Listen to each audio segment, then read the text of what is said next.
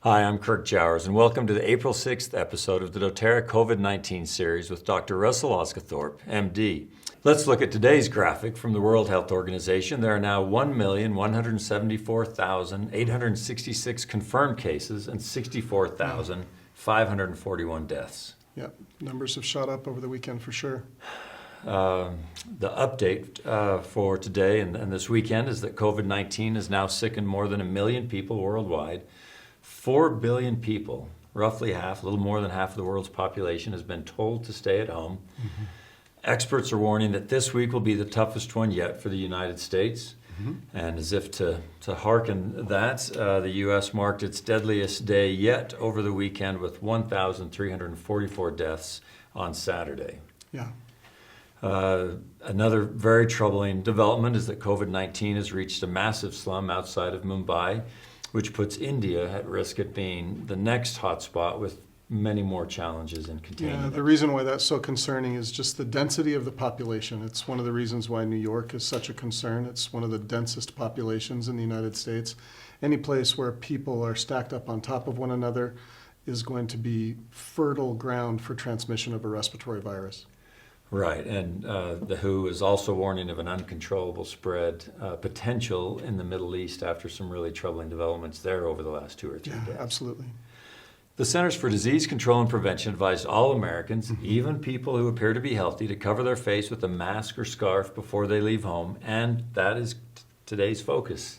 Dr. O is why the change in recommendations with masks?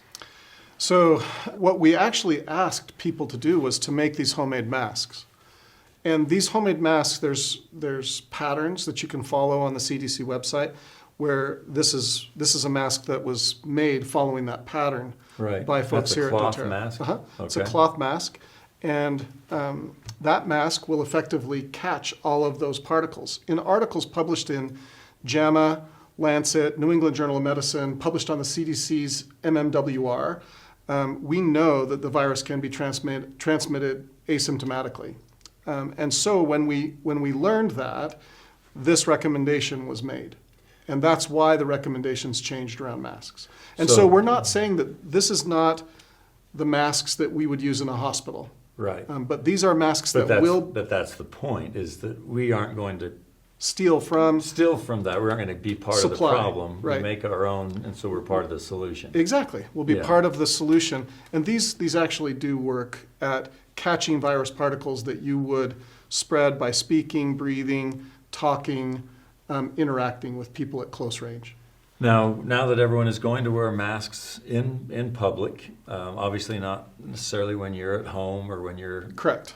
But what are some risks now that the general population begins to wear these cloth masks or any masks, bandanas, scarves? I actually like to think about it of risks that we mitigate. So there will be risks that the R naught of the disease will be decreased. And we've learned that in countries that have worn masks extensively, that their R naught, their flattening of the curve, occurred quicker. So masks are effective at doing that. But there are some unintended risks of masks. And I want to be clear with everyone who's listening. Masks can be helpful if you're asymptomatic and might spread the disease. They do not, the mask does not replace the recommendations that have already been made by the CDC on social distancing. Thank you for being with us, and thanks for watching.